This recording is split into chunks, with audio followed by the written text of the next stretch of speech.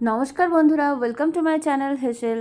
কেমন আছো তোমরা সবাই? আশা করি সবাই গরমে ভালো আছো। এই গরমে আর কিছু খেতে ইচ্ছে করছে না, তাই আজকে একটা সিম্পল রেসিপি করলাম। মাছটাকে প্রথমে ধুয়ে নিয়েছি, ধুয়ে ভালো করে পরিষ্কার করে নিলাম। তারপরে হলুদ দিয়েছি আর নুন দিয়েছি। নুন আর হলুদ দিয়ে পুরো মাছটাকে মাখিয়ে নিলাম। এখানে 500 গ্রাম মাছ আছে।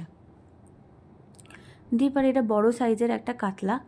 এটা 500 গ্রাম মাছটাকে ভালো করে মেখে একদম ম্যারিনেট করে কিছুক্ষণের জন্য রেখে দিলাম নুন হলুদ দিয়ে। তারপরে আমি নেক্সট ধাপে যাচ্ছি। এবারে আমি এখানে দুটো পেঁয়াজ, একটা ছোট একটা বড় পেঁয়াজ কেটে নিয়েছি, একটু কটা রসুন আর টমেটো আর দুটো কাঁচা লঙ্কা, এটাকে পেস্ট করে নিলাম। Paste ready. এই দেখো কি সুন্দর পেস্ট হয়ে গেছে। তারপরে আরেক দিকে আমি কড়াই চাপিয়ে ফেললাম। তার মধ্যে আমি 4 চামচের মতো সর্ষের তেল দিয়ে দিয়েছি আর মাছগুলোকে জাস্ট হালকা গোল্ডেন ফ্রাই করে নিয়েছি। তারপরে নামিয়ে নিয়েছি। তারপরে নেক্সট আরও দুটো মাছ ভেজে নিয়েছি। আমি এখানে 4টে মাছ ইউজ করেছি, বাকি 4টে মাছ রেখে দিয়েছি পরের দিনের জন্য। এবারে আমি এগুলোকেও নামিয়ে নিয়েছি। এবারে ওই তেলই যতটা তেল ছিল সেই তেলের মধ্যে আমি দিয়েছি 5 ফোড়ন, আর দিয়েছি একটা তেজপাতা, আর দিয়েছি গোটা গরম মশলা যেমন এলাচ, লবঙ্গ আর দারুচিনি। ব্যাস, এবারে ওই পেস্টটা আমি দিয়ে দিয়েছি, ঢেলে দিয়েছি। মিক্সির বাটিতে যতটা ওই গায়ে লেগে থাকবে তার মধ্যে জল নিয়ে পরে ওটাও আমি ঢেলে দিয়েছি।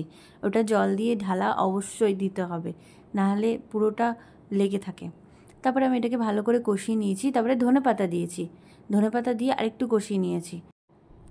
এবারে নুনটা দিয়ে দিলাম। নুনটা দিয়ে আরোক্ষণ নাড়বো, মানে আরেকটু কষিয়ে নিতে হবে ভালো করে। দিয়ে এবারে একটুখানি নেড়ে চেড়ে আবার ঢাকা দিয়ে রেখে দেবো যতক্ষণ না গা দিয়ে তেল ছাড়ছে, মানে এই গ্রেভিটার দিয়ে সাইড দিয়ে যেন তেল ছাড়ছে। দিয়ে এবার আমি ঢাকা দিয়ে দিয়েছি। আবার ঢাকা খুলে দেখব, কালারটা পুরো চেঞ্জ হয়ে গেছে। এই দেখো গা দিয়ে পুরো তেল ছেড়ে দিয়েছে। এবার আমি জল ঢেলে দিয়েছি।